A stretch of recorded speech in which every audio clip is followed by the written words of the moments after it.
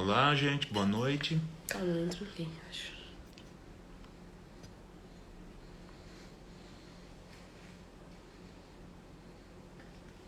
Você vai me ajudando aí. Você fica aí, eu fico, tá? Oi, Cristiane. Olá, gente. Olá, colegas, amigos, talvez parentes, alguns, principalmente amigos estão entrando. Hoje nós temos uma convidada que vai falar sobre um assunto que tinha interesse, sabe, em conversar, que é sobre ansiedade infantil. Acho muito interessante. Olá, boa noite. Boa noite, doutor Nelson, tudo bem? Tudo bem, doutora Luciana? Vou chamar de Luciana, tá? Você, por gentileza, Isso, vamos tirar um pouco essas formalidades. E fica à vontade. agradeço muito a sua presença e, obviamente, seus seguidores, né? Porque eu estou em São Paulo, né? Aqui na capital, no bairro de Santo Amaro. Eu sou médico, né? Na área da saúde e trabalho no Hospital das Clínicas e tenho uma clínica de terapia celular, de célula-tronco, que coleta no Brasil inteiro e que hoje é interessante que os meus clientes que guardaram sangue de cordão umbilical, eles têm idade entre zero, aqueles que nasceram hoje, e têm no máximo 19 anos, que é a história da minha empresa de terapia celular. E eu, puxa vida, você não sabe o quanto eu lutei para poder ter para alguém falar sobre esse assunto, que é um assunto que eu, sobretudo nessa fase de pandemia, mas mesmo antes da pandemia, era um assunto de um problema comum. As famílias que têm filhos sabem disso e que pode, provavelmente, ter intensificado nessa fase que nós estamos passando.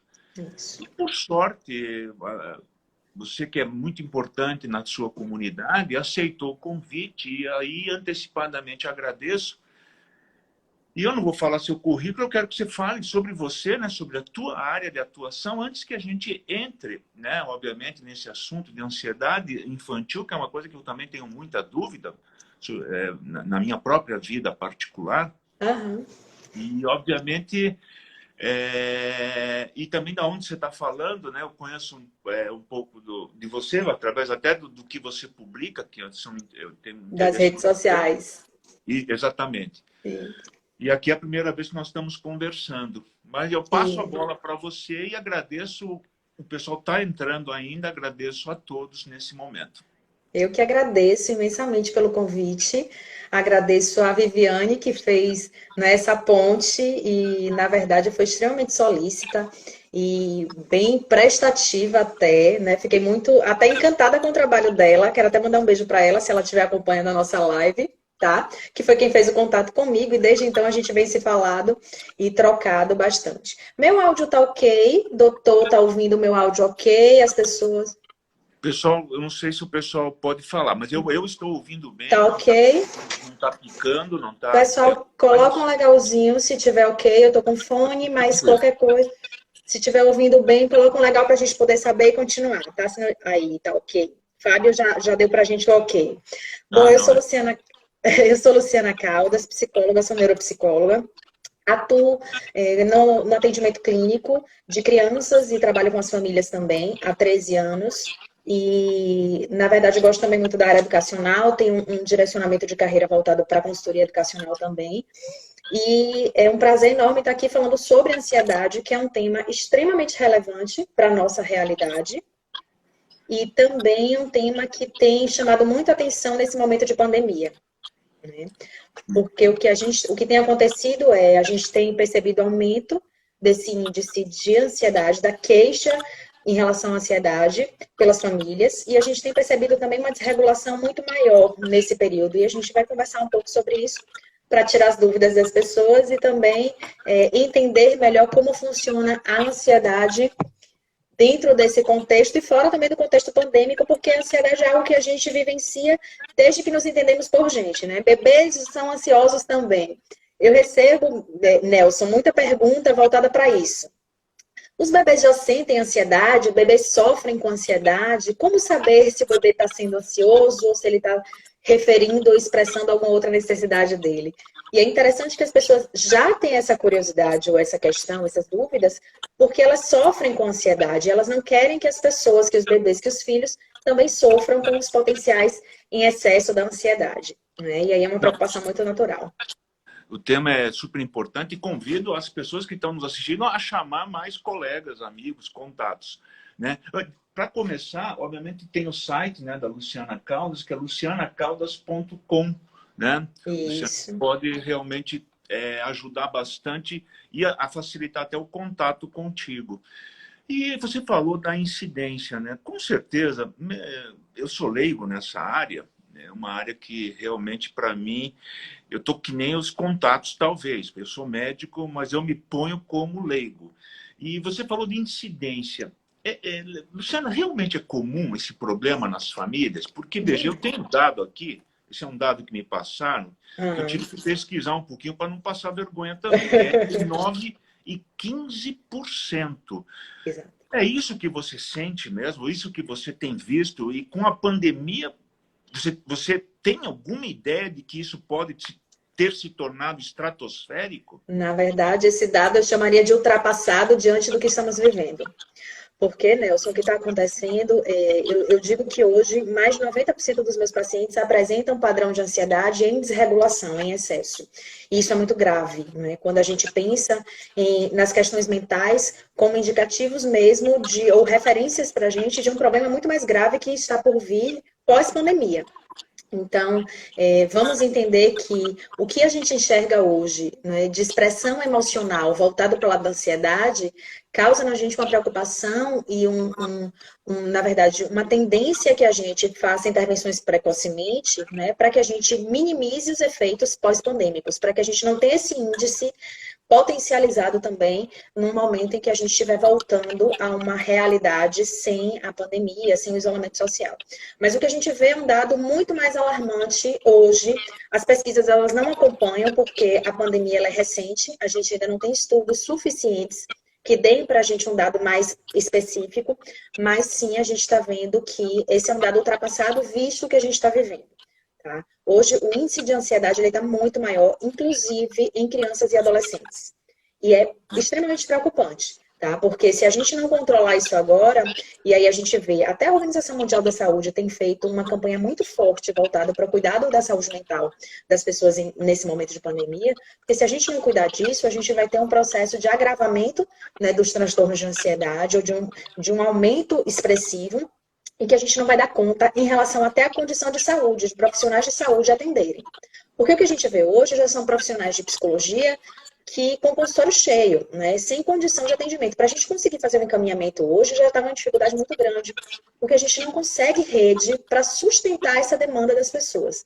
Então, é um dado que está ultrapassado, sim, por conta do que nós estamos vivendo, e a tendência é que isso mude drasticamente até o final desse movimento que a gente está vivendo. Eu agradeço aí a Denise Macnavicius, que está nos seguindo, que eu conheço pessoalmente, uma pessoa, uma autoridade no controle administrativo de uma unidade do Hospital das Clínicas aqui de São Paulo, e agradeço a presença dela e de alguns amigos, e por ela eu parabenizo a todos. Uma coisa, agora eu vou metralhar você, doutor. É o seguinte, Fica à vontade. porque a gente está falando de ansiedade. O que é ansiedade? Como é que a gente define isso aí? Porque para o pai, para o leigo, eu, Nelson, a criança é um mundo à parte. A criança não vem com manual, como a gente fala, né? Como é que o pai começa a sentir isso, já que você até me assustou da ansiedade em bebê? Exato. Então, eu queria realmente começar a pautar isso aí, porque o pai precisa, os pais, né? Agora os pais, a minha esposa também, que é médica e também precisa dessa informação que está aqui ao meu lado, como que a gente percebe isso? Quando que a gente começa a perceber que isso se trata de algo meio preciso da Luciana Caldas, por exemplo, entendeu? Isso, de uma atenção, de um tratamento. Porque a Pode falar. ansiedade, a ansiedade é um estado natural. Então, todos nós temos ansiedade, né? E esse, na verdade, seja a pior condição que a gente tem para a busca de tratamento. Porque quando a gente tem um estado que ele varia da normalidade de uma forma muito sutil, é difícil da gente identificar e da gente buscar tratar ou saber quando tratar. E a ansiedade, realmente, todos nós temos momentos ansiosos, nós temos situações que geram ansiedade, isso naturalmente não precisa de um tratamento ou de uma intervenção, tá? O que acontece? A ansiedade, quando ela vira preocupante ou patológica ou prejudicial, quando existe um indicativo de sofrimento para a pessoa ou quando existe um prejuízo funcional à vida, tá? Eu acredito que meu áudio está dando retorno, porque eu estou me ouvindo. Não, a mim tá Não tá, tranquilo. não? Tá ok? Se o pessoal tiver com algum problema, nos sinalize, por Pronto. favor. Mas Porque qualquer coisa eu tiro o fone para ver se melhora, tá? Porque eu tô ouvindo o meu retorno. Então, assim, voltando, a gente entende a ansiedade como problema justamente quando ela causa ou sofrimento ou prejuízo funcional. No sentido de aquelas atividades de vida diária, né, que nós fazemos normalmente, elas começam a ter prejuízos, ou porque nós não estamos conseguindo fazê-las, ou porque a gente está fazendo de uma maneira que não é saudável ou funcional mesmo. Então, a gente tem a nossa funcionalidade prejudicada. E a gente avalia isso nas atividades de vida diária, tá? Então, são dois aspectos que fazem a gente questionar se o nível de ansiedade da pessoa, da criança, do adolescente ou até mesmo do adulto, é um nível que preocupa e que precisa de uma atenção especial. Necessariamente não quer dizer que a gente precise de tratamento, porque a gente pode ter uma desregulação de ansiedade e isso está contextualizado ou vir de um processo esporádico. O nível, a intensidade, a duração não ser algo preocupante. Então, necessariamente não quer dizer ainda que precisamos de um tratamento. Mas quando a gente não está conseguindo fazer uma regulação, ou quando o ambiente não nos ajuda, né? Por exemplo, pensando numa criança, a família ela tem uma certa dificuldade em ajudar ou criar um ambiente mais seguro para que a criança ela possa melhorar os níveis de ansiedade. Aí a gente precisa pensar em intervenção. Por quê? Porque a gente não está dando conta. Então, quando a gente não dá conta e aquilo está se potencializando ou está se mantendo, né, reincidindo, aí a gente pode pensar numa orientação profissional ou até num tratamento, se for o caso de uma patologia, tá? Quando é uma patologia, isso vem de uma avaliação. Então, não é à toa.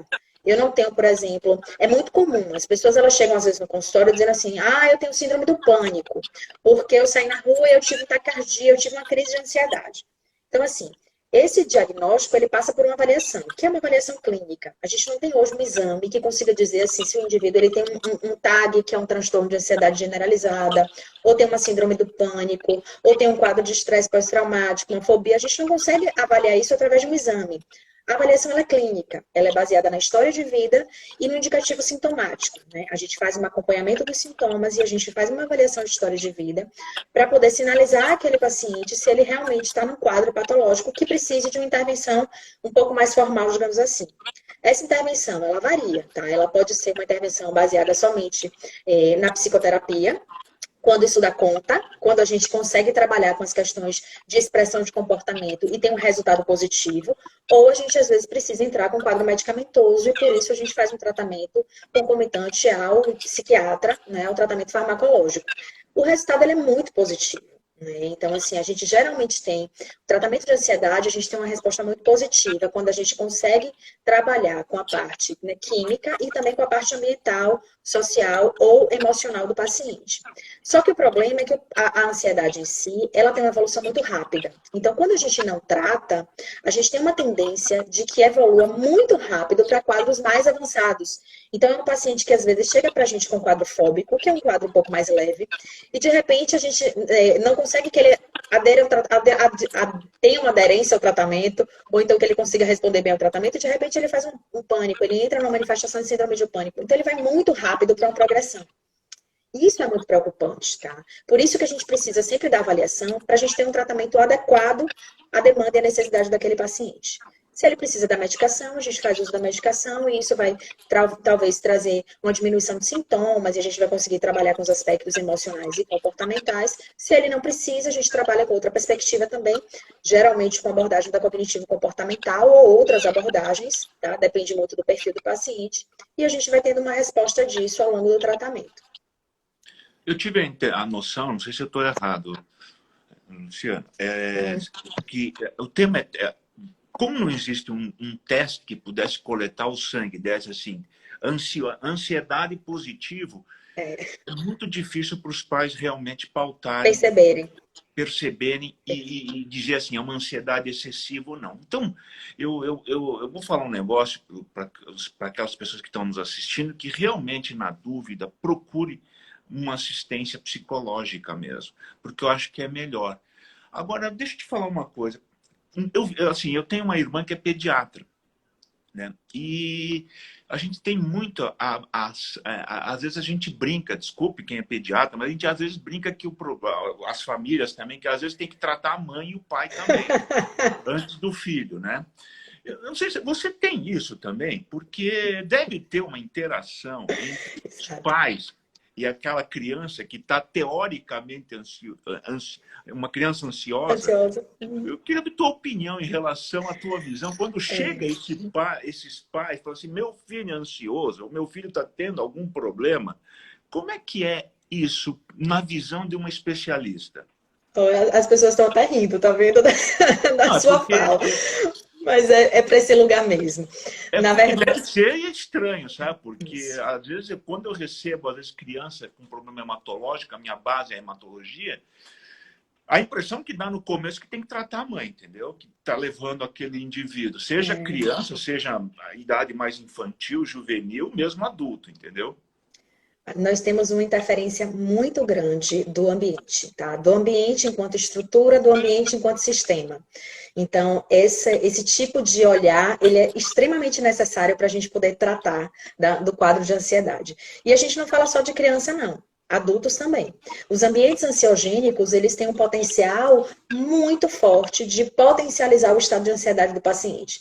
Então, se a gente trata só o paciente, então, isoladamente, eu trato aquele paciente no consultório, ele volta para casa e a casa ela tem um nível de desestrutura em relação à ansiedade, provavelmente ele não vai responder bem ao tratamento. Então, não é um tratamento isolado, não é um tratamento restrito ao paciente, como a maioria das questões em psicologia, né, ou dos quadros mentais. A gente precisa tratar também o ambiente. E aí, quando a gente fala disso, avaliar todos os elementos que são ansiogênicos é extremamente importante. Porque se a gente percebe, por exemplo, alguém botou aí pais ansiosos, crianças ansiosas. Bom, existe uma relação bem importante, tá?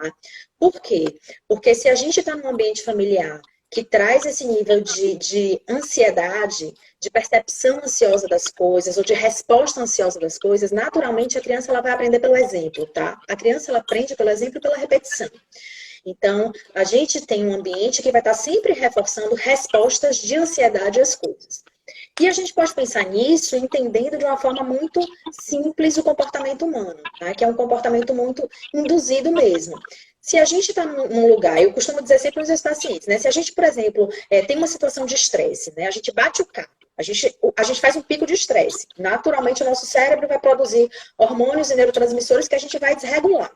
E aí, o susto faz a gente desregular, o estresse faz a gente desregular. Chega alguém do nosso lado, com calma, toca na gente e diz assim, calma, vamos resolver a situação. É como se desse uma acalmada, a gente faz... Né? A gente tem uma tendência a se acalmar mais. O contrário é o mesmo.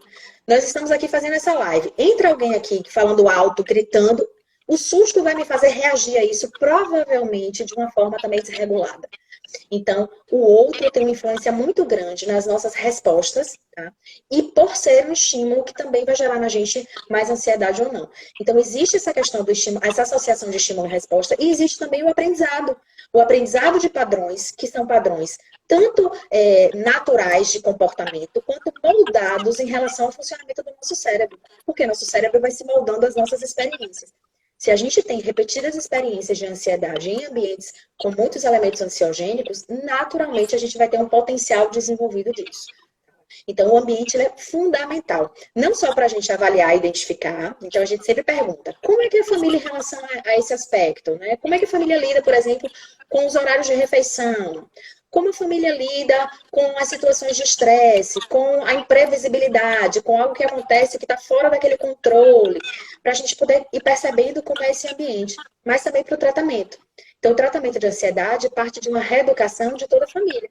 A gente faz um tratamento muito forte de orientação parental também, para que esses pais eles consigam trazer um ambiente mais equilibrado, mais harmonioso e principalmente com segurança, porque a segurança diminui a ansiedade, tá? A previsibilidade diminui a ansiedade. Então ajuda a gente bastante nesse processo de tratamento. Imagina, eu concordo em gênero e grau, sabe? Tudo que você falou. Realmente os pais têm uma influência muito grande. A criança espelha muito, né, esses comportamentos. Agora, deixa eu uma pergunta meio complicada, mas eu vou metralhar de novo, porque Tá. é muito difícil, que é a questão genética, né? Porque você falou muito do ambiente familiar, que eu concordo plenamente. Qual é a sua visão? Você tem alguma visão em relação àquilo que é muito complicado, que é quase que assim, pai de quem tem histórico, uma família que tem histórico sempre de ter problemas ansiosos graves? Você tem visto isso ou você acha que o ambiente realmente é o mais importante? E não a questão genética, entendeu? Não sei se você tem uma opinião formada nisso aqui, sim. porque é uma questão que parece simples, mas eu não vejo com simplicidade quando a gente começa a misturar heranças familiares, né? Mas eu sou obrigado porque muita gente me questiona isso, né? Porque são outras doenças, né? Na verdade, em relação a vários transtornos mentais, né? A questão genética traz para a gente uma visão de uma predisposição extremamente importante. Então, quando a gente pensa assim em avaliar o histórico familiar, a gente avalia também esse histórico patológico, porque isso diz para a gente de uma condição, né, de realmente apresentar de uma predisposição a um quadro que a gente precisa entender também. Então, se a gente ignora isso, se a gente só olha para o ambiente e só trata esse ambiente de uma forma mais, digamos assim, específica ou pontual, e a gente negligencia a questão da hereditariedade da condição genética, a gente está realmente ignorando um ponto muito importante do processo de tratamento. Então, tanto na avaliação, existe um olhar muito cuidadoso para essa origem, para esse histórico familiar genético, né, para a gente poder entender como é que funciona essa estrutura familiar quando a gente pensa na formação do ser, quanto também em relação a gente identificar esses potenciais patológicos. Porque muitas vezes, Nelson, a gente tem uma dificuldade, né, de identificar se aquilo que a criança está apresentando é um comportamento ou é uma doença. É um quadro patológico ou é um aspecto comportamental. Né? Digamos que uma criança não tenha um ambiente muito organizado e por isso ela apresente uma manifestação expressiva de uma ansiedade. E aí a gente não sabe se aquilo traz uma predisposição de um padrão patológico ou não. E a gente precisa conhecer isso, porque a gente trata o comportamento de uma forma e a gente trata a patologia de outra.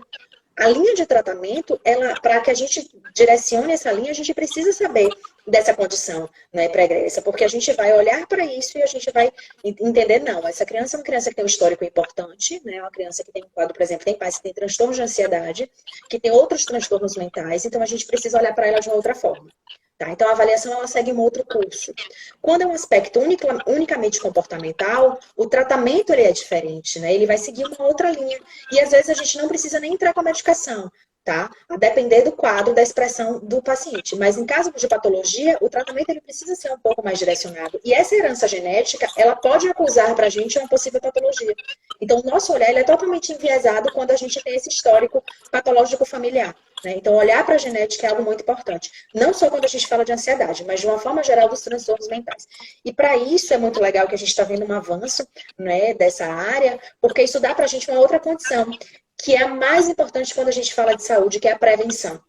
Se a gente trabalha preventivamente, a gente consegue não só evitar quadros que podem se agravar, mas a gente também consegue que a gente dá mais qualidade de vida para uma família e a gente consegue melhor resposta do sujeito. Né? A gente já entende, e aí é um caso, por exemplo, clássico, é o caso do autismo. Né? Antes, a gente só dava diagnóstico de autismo quando a criança tinha a partir de 3 anos de idade. Hoje, com 4 meses, a gente já vê indicativos. Qual é a diferença que isso faz? É um rótulo? Não, porque o diagnóstico não é um rótulo. O diagnóstico é uma referência que diz pra gente como aquele paciente ele vai se desenvolver ao longo da vida dele, qual é o potencial de desenvolvimento dele, onde a gente precisa investir para que ele tenha um melhor desenvolvimento. Então, isso faz toda a diferença.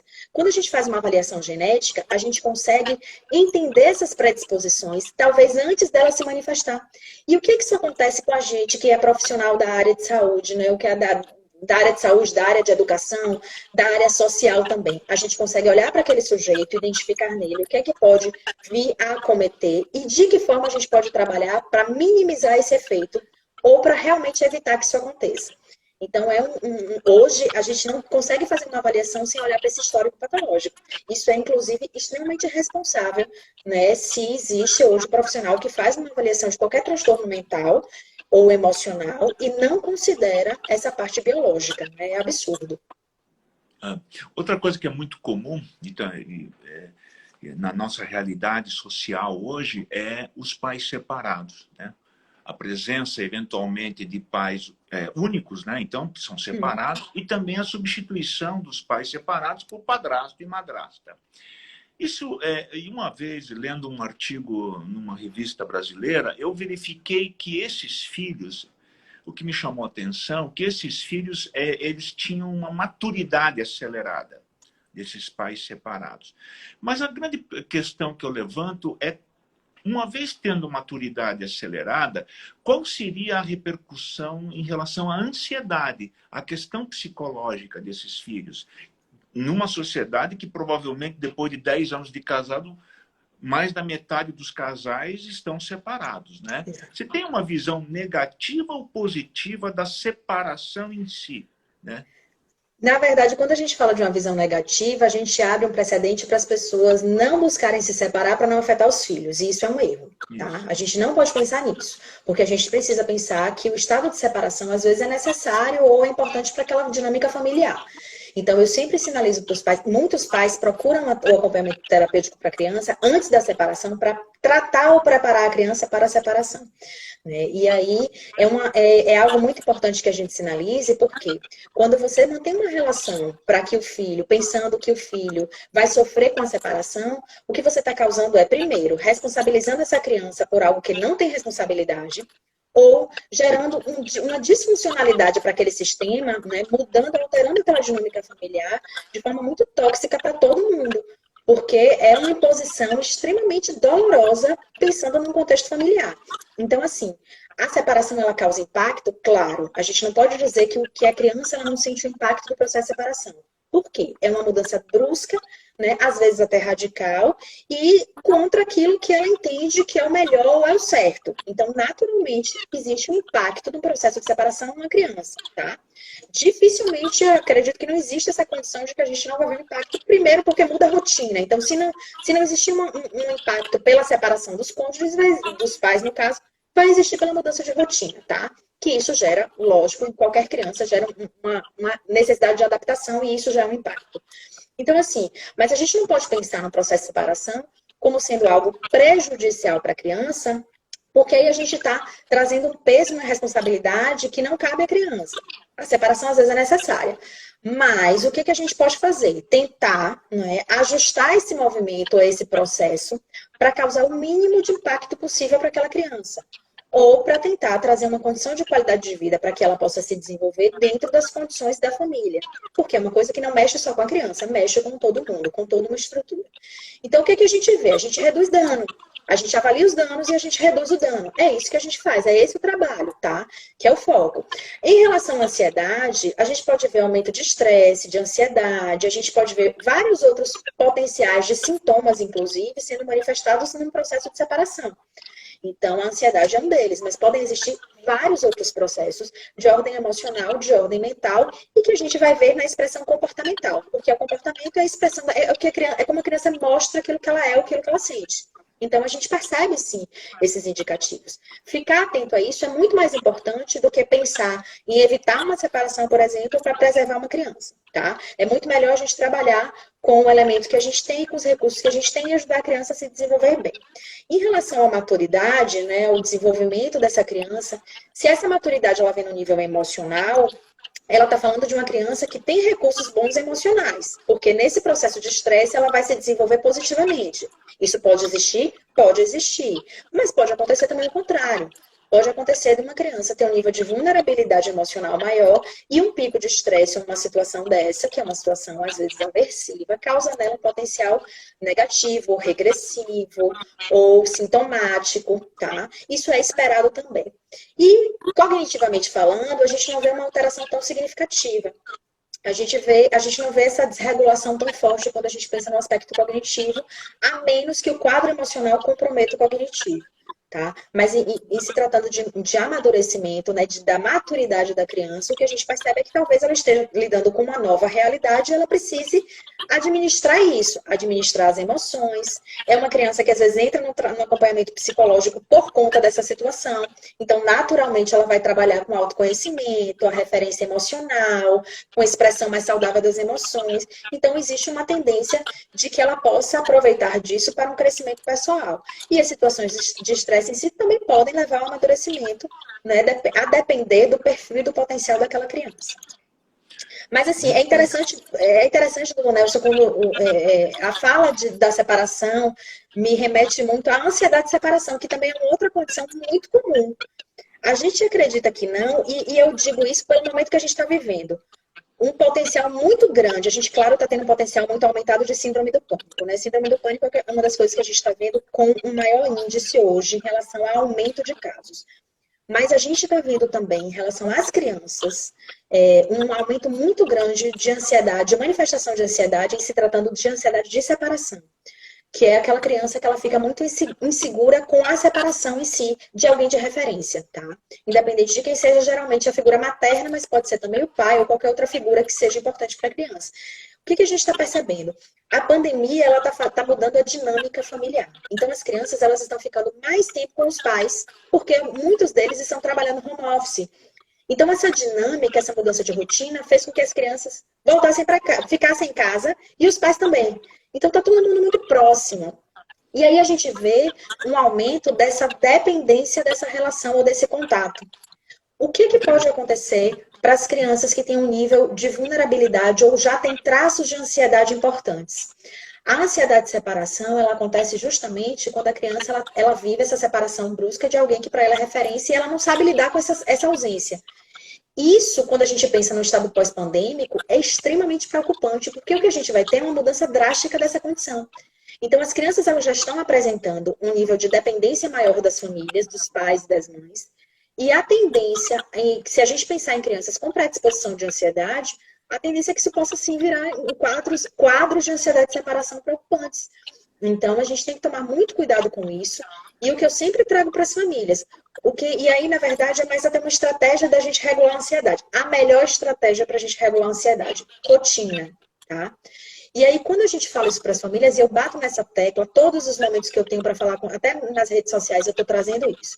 A rotina, ela é estruturante para o cérebro humano. Quando a gente trabalha com criança no processo de rotina, a gente diminui potenciais, por exemplo, de prejuízo em relação a determinados aspectos, e a ansiedade é um deles. Porque a rotina traz para a gente essa noção de segurança, que eu sei a sequência das coisas, eu sei como as coisas vão acontecer. Eu estou inserido nessas atividades, nessa sequência, de uma forma funcional, produtiva. Então, eu entendo, eu faço parte disso. É mais fácil para o meu cérebro aceitar essa noção. Eu não crio uma expectativa de algo que eu não sei. Por quê? Porque existe tudo muito bem desenhado dentro de um sistema, né, de rotina, de um sistema estruturado. O quadro da rotina também faz com que a gente perceba como a criança está tendo dificuldade de se estruturar dentro daquela dinâmica familiar. E aí ela vai estar atuando, a família vai poder estar fazendo intervenção mais próxima. E em relação à ansiedade de separação, por exemplo, a família, quando você tem uma rotina estruturada, você dá condição de autonomia para a criança. Então, ela vai continuar fazendo algumas atividades, tá? Com qualidade, com independência, e necessariamente a gente vai ter diminuído essa necessidade do contato ou dessa referência do outro. Então, a gente já começa a trabalhar evitando ou prevenindo a ansiedade de separação, que pode ser muito comum nesse momento que a gente está vivendo, se a gente trabalha com a estrutura de rotina que dê conta, né, dessa sequência, ou dessa ordem, dessa organização. Porque a rotina, ela organiza. Ela é uma organização externa que ajuda na organização interna, tá? E ela não precisa ser rígida. Então, ela não tem que ser aquela rotina que desrespeite o tempo da criança brincar ou descansar. Não, ela precisa seguir a necessidade, tá? E o desejo também da criança de estar inserido nesse contexto de uma forma produtiva, saudável, motivada, né? Então a gente tem que tomar cuidado com tudo isso. Mas um dos recursos mais importantes para a gente trabalhar com ansiedade, tanto preventivamente quanto também em relação a tratamento, é a estrutura da rotina. E muitas vezes a própria família não consegue estruturar a rotina, os adultos não conseguem estruturar a rotina. Então como é que a gente cobra da criança? Como é que a gente pode cobrar da criança? Né? Se a gente não consegue estruturar isso, a criança naturalmente ela vai ser inserida num contexto de dificuldade, de organização e de planejamento.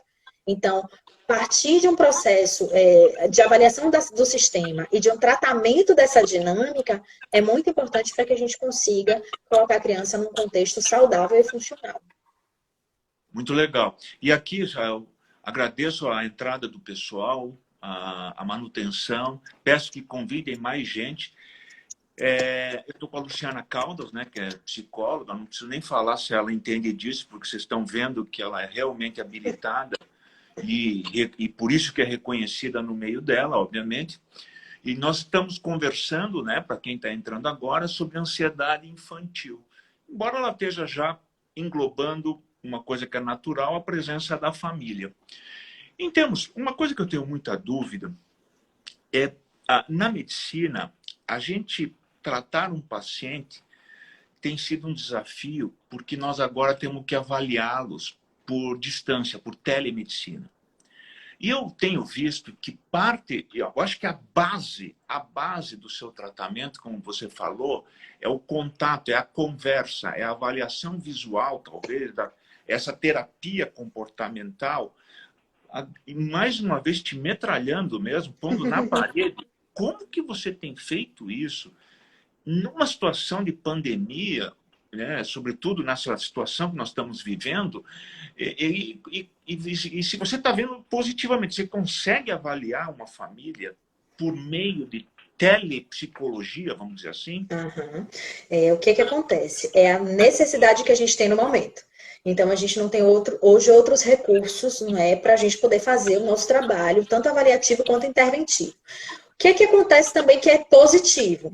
Como a gente está num estado em que nós estamos potencializando os sintomas por conta da pandemia, do isolamento social, né? As pessoas elas estão tendo dificuldade de se reorganizar, de lidar com o processo do medo, da insegurança em relação ao futuro. Muita gente está tendo uma rotina de vida alterada drasticamente, bruscamente, então isso afeta esse nível de ansiedade.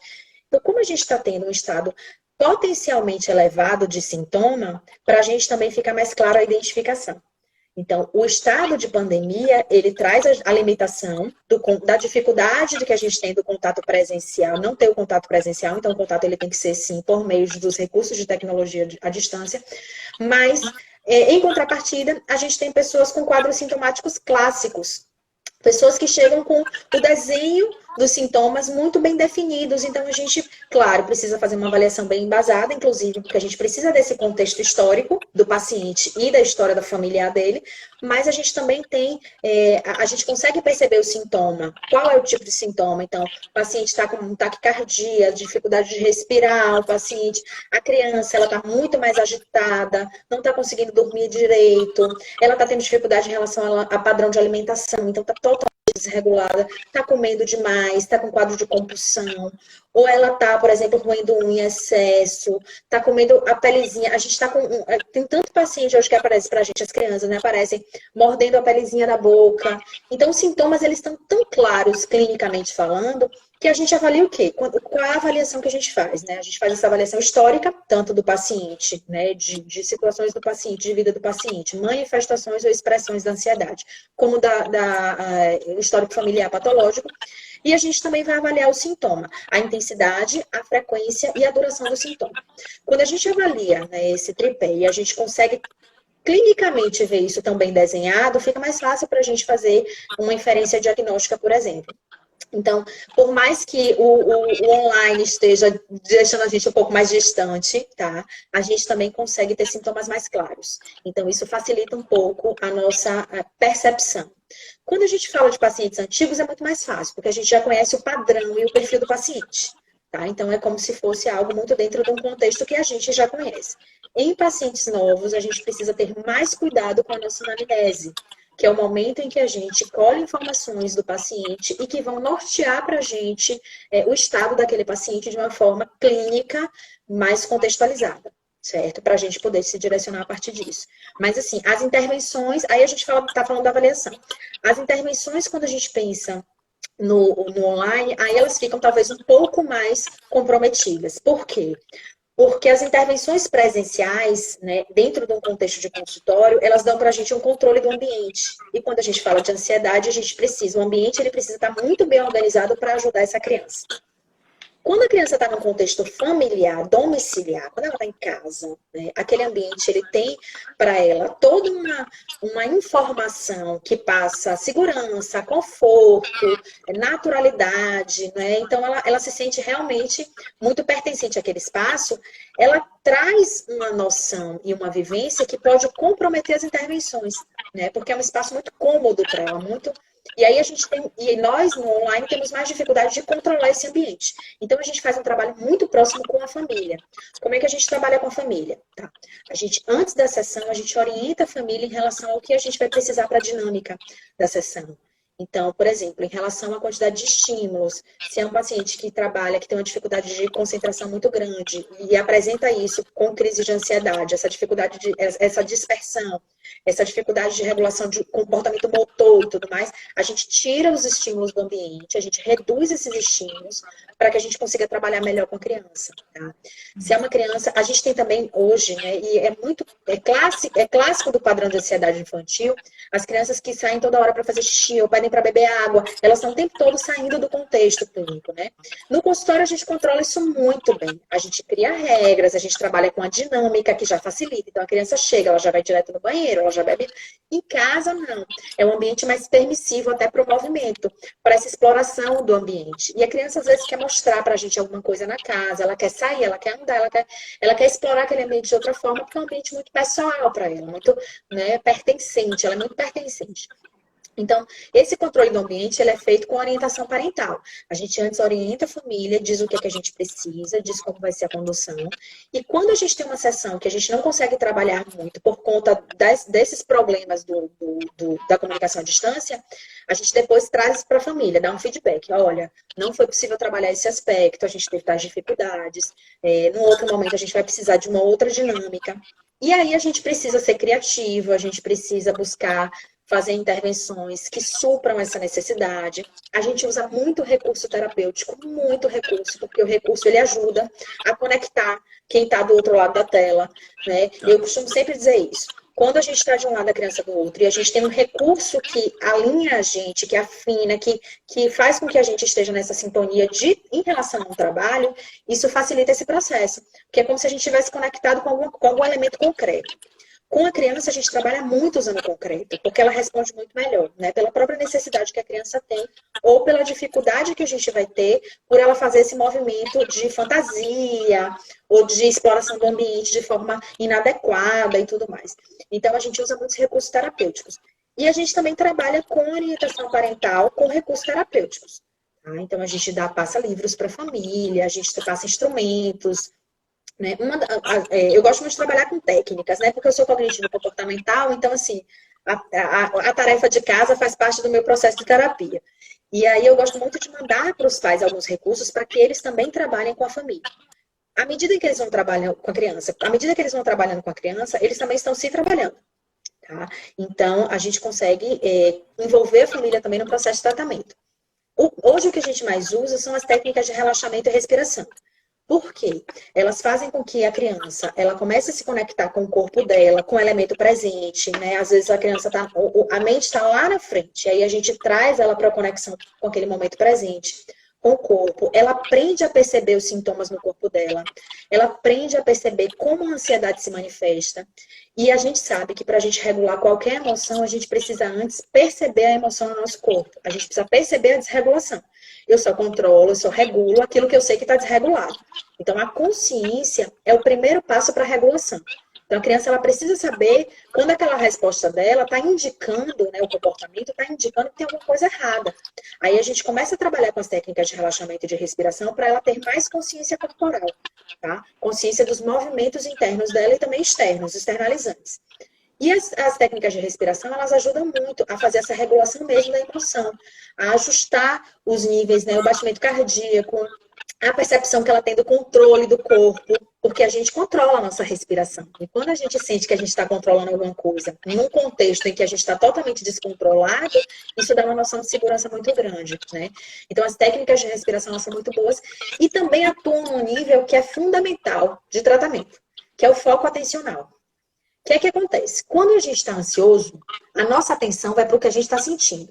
Vai para o sintoma, vai para aquela sensação que é horrível, que às vezes é uma sensação que parece que a gente vai morrer. Então, a ansiedade é algo que traz uma sensação muito ruim. Quando a gente tira a atenção desse sintoma, é como se ele fosse diminuindo. E isso realmente acontece. A gente tem uma diminuição da percepção do sintoma e, naturalmente, o sintoma ele diminui. Porque essa questão perceptual, sensorial, ela é muito importante para a regulação. Então, o que a gente faz? Quando eu volto a minha atenção para, por exemplo, a minha respiração, eu estou tirando a atenção daquele sintoma de ansiedade. Eu estou tirando a atenção do que está me causando ansiedade, que pode ser uma prova no outro dia, pode ser uma situação, eu estou sem ver meu pai há muito tempo, qualquer coisa que está me gerando ansiedade. Eu vou tirar a atenção daquele elemento e eu coloco a atenção em algo que é mais regulável. Então, eu consigo, com a mudança de foco atencional, eu consigo trabalhar muito mais fácil com as minhas emoções. Tá? E aí a gente vai traçando alguns planejamentos dentro desse propósito e principalmente dentro do perfil da criança. Porque tem muita gente, Nelson, que pergunta assim, ó, Luciana, como é que eu faço? Meu filho é ansioso, o que é que eu faço?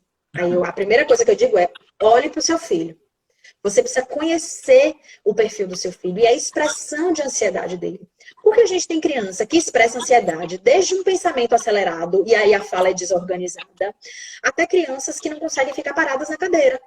A gente tem crianças que não dormem à noite e a gente tem crianças que mordem a boca. Então, a gente tem padrões e perfis extremamente variados, né, de manifestações de ansiedade. O tratamento, ele depende, as intervenções dependem do perfil da criança. Então, para uma criança que tem um perfil de agitação psicomotora, por exemplo, eu trabalhar com um elemento que não tem nada a ver com isso, eu não vou estar ajudando em nada, a criança não vai responder. Então, a gente precisa contextualizar aquela expressão sintomática para trabalhar com intervenções mais específicas, né? A gente trabalha a psicoeducação com crianças que respondem a isso. Se a criança não tem um perfil, não adianta eu ver lá na internet que a ansiedade trata com psicoeducação se a criança não responde, ela não tem uma condição de elaboração boa, ela não tem uma idade que permita fazer um processo de racionalização. Não vai adiantar nada, ela vai continuar ansiosa, ela não vai se psicoeducar. Tá? Então, a gente precisa de uma condução adequada para o manejo, ele tem que ser adequado à condição da criança, à expressão da criança. Então, ele varia muito. Mas, assim, as técnicas de relaxamento e de respiração são extremamente valiosas nesse aspecto, porque elas mexem meio que com todos esses perfis. Tá? Então, é algo que a gente pode dar uma indicação inicial, terapêutica, é justamente essas técnicas que variam, né? Da respiração do peixinho, que é uma, eu não sei se você conhece, Nelson, que é muito conhecida na internet, eu acho que todo psicólogo que eu conheço postou, que é um peixinho que ele sobe, quando ele sobe ele incha, e quando ele desce ele desincha. Ah, eu adoro aquele peixinho, já postei ele, eu falo para todo mundo, eu mando para todas as mães. Por quê? Porque aquilo é lúdico, a criança vai adorar ver aquele peixinho, que é muito bonitinho, é legal, e ela vai fazer o movimento de respiração de acordo com o que ela está vendo, porque a gente vai ensinar para ela. Então, quando o peixinho incha, ela puxa o ar, quando o peixinho esvazia, ela também solta o ar. Isso vai ajudar a criança nesse movimento respiratório que vai ser muito mais funcional para o processo de regulação dela. Muito interessante. Mas, na verdade, você respondeu uma pergunta que eu ia fazer, que eram essas dicas e sugestões. Aí você comentou da rotina, né, familiar, que é muito importante, dessa questão da respiração, da atenção dos pais em relação a isso. Mas eu já vou até agradecer algumas pessoas que eu acho que conhecem muito você, e porque eu falar parece que eu estou legislando em causa própria, mas tem muita gente parabenizando você, acho que é a Estela Ananda, Lúcia Caldas, muita gente parabenizando, né, a forma concisa como você está falando. Tem algumas pessoas que eu conheço, muita gente com muito conhecimento assistindo a gente. A Paula Borelli, que é uma médica muito importante aqui em São Paulo.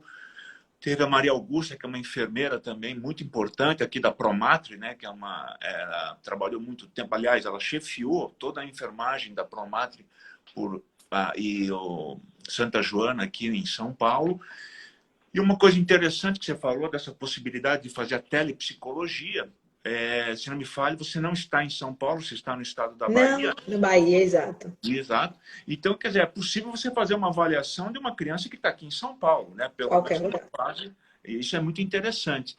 E uma coisa que sempre me incomodou, e muitas pessoas me questionam, essa forma de tratar, eu queria saber como que você vê, existe uma maneira de falar quanto tempo é necessário o tratamento de uma ansiedade infantil? Porque eu acho que é uma pergunta comum. Doutora, pelo amor de Deus, quanto tempo eu tenho que fazer isso com meu filho? Seria ótimo. Quantas vezes por semana? É uma pergunta que a maioria não faz, porque todo mundo faz. Toda pessoa que entra no meu consultório fala assim, eu tenho que ir quantas vezes por mês aqui para coletar esse exame, doutor? Exatamente. Essa é uma questão que eu te passo aí, né? Na verdade, o tratamento para ansiedade, né, como também para outros quadros, claro que a gente avalia cada caso, porque cada caso vai dizer para a gente qual é o prognóstico ou qual é o tipo de intervenção ou terapêutica que vai ser indicado, tá? Mas, de forma geral, o que a gente trabalha são sessões semanais de psicoterapia. Em casos de transtorno ou quadros mais graves, a gente faz 2 sessões semanais, tá? Então, existe uma indicação para isso. Mas a gente não tem um tempo, um tempo limite para o tratamento, porque depende da resposta de cada um. Então, é impossível a gente precisar quanto tempo aquele paciente vai ficar em acompanhamento terapêutico, porque isso depende da resposta dele. E é uma resposta que é orgânica também, né? Não é só uma resposta comportamental.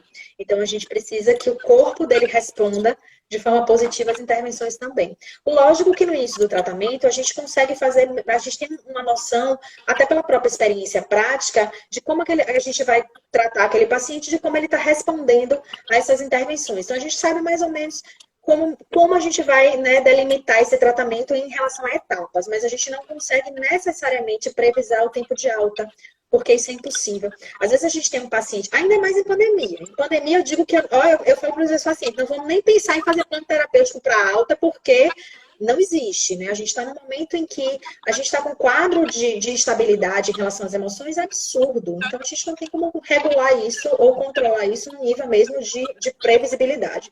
Mas o que a gente pode pensar é na estrutura de um tratamento que contemple a resposta de diminuição de sintoma.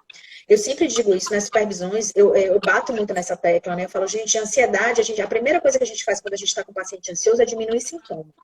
Tá? A gente vai psicoeducar, a gente vai trabalhar com um monte de coisa lá na frente. Mas a primeira coisa é reduzir sintoma. O paciente com sintoma de ansiedade, ele não vai responder bem a nenhuma outra intervenção. Porque o sintoma vai tomar conta dele e o desespero que o sintoma causa faz com que ele não consiga fazer nenhuma elaboração. Ele não responde bem a nada. Então, a primeira coisa é a redução de sintoma. A gente pode pensar numa redução comportamental, com estratégias em relação ao ambiente, ou redução química mesmo, com encaminhamento de psiquiatria. Mas a gente reduz o sintoma e aí a gente começa a trabalhar com o paciente com os manejos, as manobras em relação ao processo emocional. Tá? Mas a gente não tem como precisar uma alta. O que a gente tem são pacientes que às vezes estão bem, e aí a gente já faz um espaçamento de sessão, a gente consegue fazer uma sessão quinzenal, só que de repente o paciente pode ter um evento ou um estímulo que seja aversivo ou traumático, e aí o paciente tem uma recaída. Então isso é muito comum. O que eu vivi muito agora nesse momento de pandemia foram ex-pacientes que já estavam de alta voltando para o consultório. A gente teve muito, eu digo que o que encheu a minha agenda foi isso. A gente, né, teve um momento que a gente não conseguia mais dar conta de uma demanda, porque a gente não conseguia pegar pacientes novos, porque a demanda dos ex-pacientes em crise, né, era muito grande. E isso não quer dizer que eram pacientes que não foram bem tratados ou pacientes que não evoluíram bem dentro do tratamento, não. É porque é uma condição que a gente sabe que pode voltar a qualquer momento da vida. Né? Não é por exemplo, quando a gente fala de um diagnóstico no processo patológico, a gente não fala de um processo que tem cura. A gente fala de um processo que tem tratamento para manter um padrão de qualidade de vida. Mas a qualquer momento, o paciente ele pode ter, sim, uma volta de sintomas e aí a gente precisa trabalhar com isso novamente. A questão é, quando a gente trata o paciente, né, e ele tem um processo de alta que é mais conciso, sustentável, o que a gente tem? Um paciente que reconhece melhor sua condição, que percebe quando está entrando em crise e que já consegue estruturar as técnicas de regulação com mais autonomia. Claro que às vezes a crise faz com que ele precise voltar para um ambiente terapêutico ou ambiente médico, tá? Mas ele já consegue entender do que se trata. Então, a gente já consegue trabalhar com mais autonomia, com a regulação com mais condição, a gente já consegue trabalhar com toda uma estrutura que é muito melhor pensando nesse processo de um tratamento, de um novo tratamento para um quadro antigo, né? Para um paciente que apresenta uma condição já que a gente já tem tratado antigamente. Mas é comum sim. Eu tenho um relato aí da Cláudia Berchi, né, que ela tem um filho de 17 anos, que desde os 6 faz terapia para ansiedade, direcionando aquilo que você falou. É difícil limitar um tempo, né, com um tratamento. E falo para ela, do caso dela, porque ela é uma pessoa extremamente respeitada, né? Ela que faz a ponte da minha clínica com a Academia Americana de Bancos de Sangue e faz o gerenciamento de qualidade, né, da criogênese.